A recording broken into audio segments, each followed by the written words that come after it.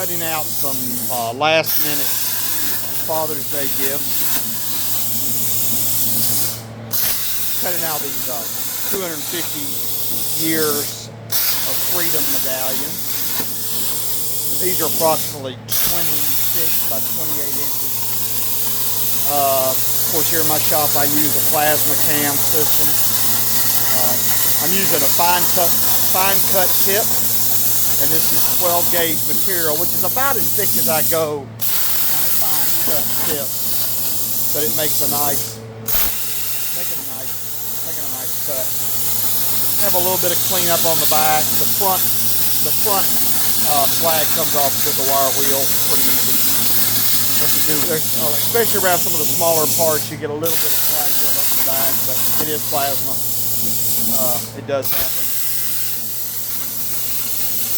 I prep this sheet by taking I use those look like heavy duty Brillo pads on a grinder.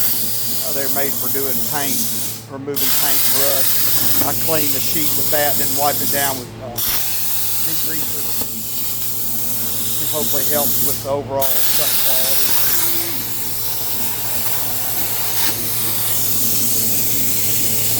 I have to kind of watch these because some of the bigger pieces drop out. I have to make sure they don't hang up. The good thing about this system, and most I think all plasmas do this, if it hits something, it detects it and stops immediately. So I'm just doing a real-time cut. I actually purchased this file, and then I went in. Anytime you purchase a file, a lot of times you have to go in and rework them depending on what you're doing with it. This is a DXF file. It loaded right into my system. I use the Design Edge system. It works fine. I know there's a lot of different ones out there, but this works for me, what I do.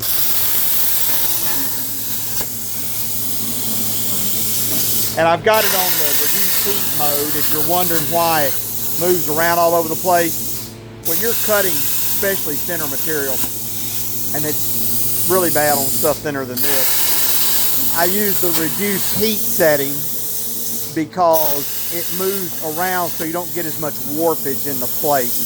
Because this plate will rise and fall depending on the heat. So the machine compensates for that by moving around. It'll cut an area and then move to another area. It does that on purpose.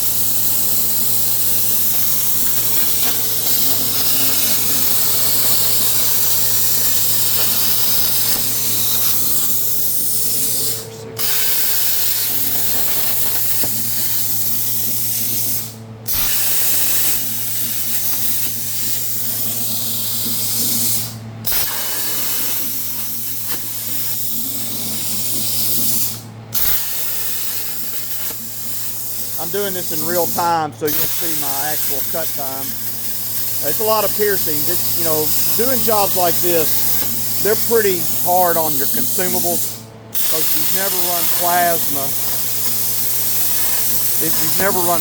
before, you've got a lot of consumables and they wear away. And when you're doing a lot of piercing, especially on a design like this, and there's a lot of designs that are more. And a lot of people honestly go to laser, but laser is so much more expensive, but it does a great job. And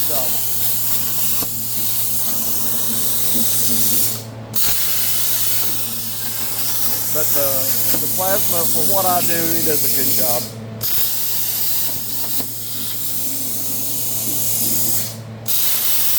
I mainly use my plasma to make parts and parts for my projects for my shop, but I will cut parts for other people. But that's getting harder and harder to do because so many shops have these things nowadays, and a lot of shops have. There's probably not much of a metalworking shop out there that doesn't have a plasma cutter anymore, even if it's a little 2x2 or 4x4. And then a lot of the bigger shops, they get a little size to them, and they start doing enough of this, they'll go to a 2 or 6 kilowatt laser or bigger, and that really improves their I'm going to stop this just a minute. I have to come over here and get my stop button. I'm going to stop that, and I'll show you why. This is what happens when you cut a part and it sticks up above the plate.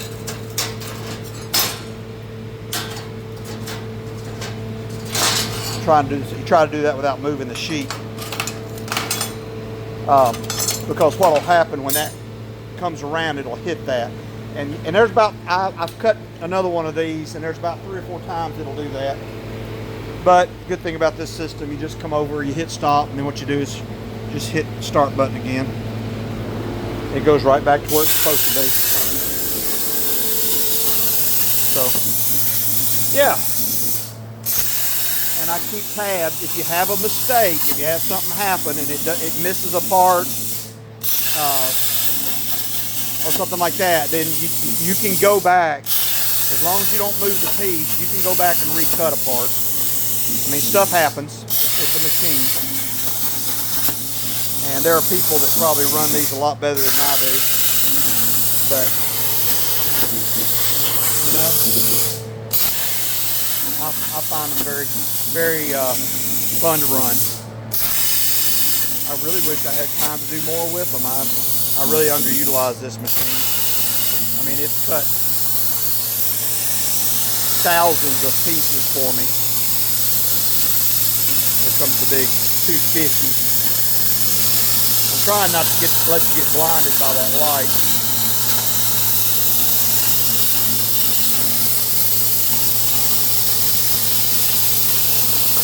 And I'm trying not to stare at it either. Normally I'll wear my plasma cutting glasses when I'm doing this, but right now I don't have them on. I'm using the phone as my buffer. It's cutting that next big section. I got to pay attention if this is going to drop out and interfere. Okay, now that piece fell down in, so that's good. As long as the piece falls below the surface, you're okay.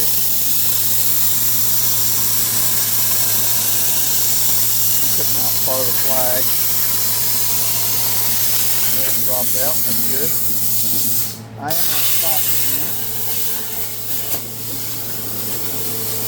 Let's stop it. I want to get this piece right here out if I can.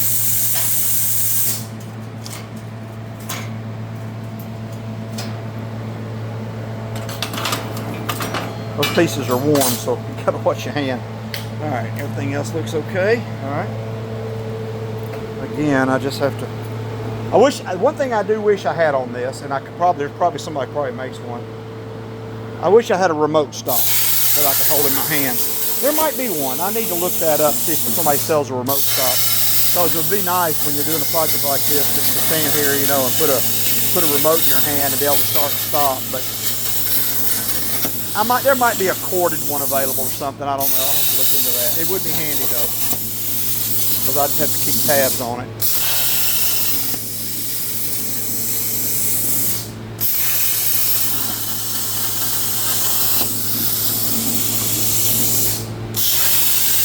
See how it's supposed to come out.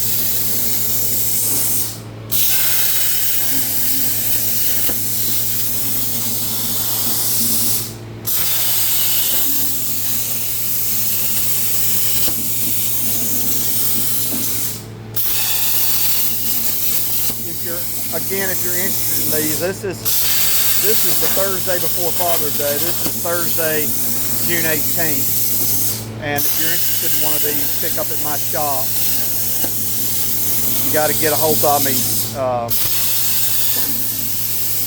today, tomorrow morning at the latest. I'll be cutting these. I'm cutting a couple tonight, but I'm going to be cutting some more tomorrow. But I need you to get a hold of them if you want one. They're going to be ready for pickup for Father's Day gift Saturday morning before noon at my shop. So you can find me on Facebook, Joe Brown Artist Blacksmith on Facebook. I think people hear Artist Blacksmith and they see what this is. Well, I'll tell you what, I cut my teeth in the metal world. I gotta stop this just a second.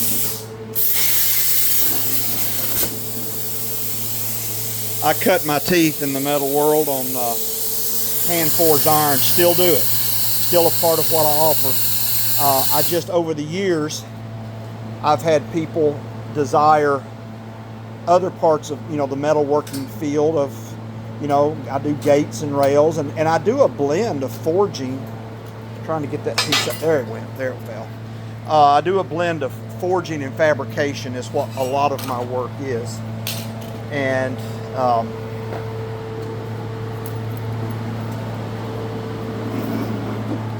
but the plasma just added another. I'm a small businessman, so I need to make money, making my customers what they need. And so using this tool has just added another level of me. And I tell you, some of the times I'll plasma cut pieces out on here like leaves and things. Not all of my leaves, just some of the larger ones usually. And then I'll forge those into shape and still use traditional methods for that. Where in the past I would have to cut those or chisel them out or whatever. I'd saw them out. Well, I can increase my productivity with this machine right here. So I do, though, try to take pride in everything that I build is clean. Even a simple railing, I want it to look good. I want it to be sturdy. I'm an overbuilder, so I build things generally heavier than they need to be, just because that's the way I am. I don't like chintzy. That's why these signs are made out of 12 gauge versus a lot of them you see are made out of 16 gauge or 14 gauge, and I just don't want to go that route. 12 is about as thin as I want to go on a sign. And I'm not condemning anybody else who makes them out of thinner stuff. I just, if my product costs a little more because it's a little heavier, I'm okay with that. And I don't try to compete with the mass-produced guys who are spitting out hundreds and thousands of these things. I kind of make what I feel like I'm supposed to be making, and that's all good. And I appreciate my clients who purchase from me and have over the years. Now see, it just hit that piece, and you see how the head stopped. So it stopped on its own, so I don't have to do anything other than I'm going to go in here and see if I can fish that out. I'm trying to do this one-handed while filming, so bear with me. There we go. Dump that down in there. Now, because it hit, I'll probably have to go over here. Let's see here. Usually it'll give me a code on my computer. It didn't. I can just go back and restart. Let's see. Just go back to cut. There it goes. We're getting close to the end here.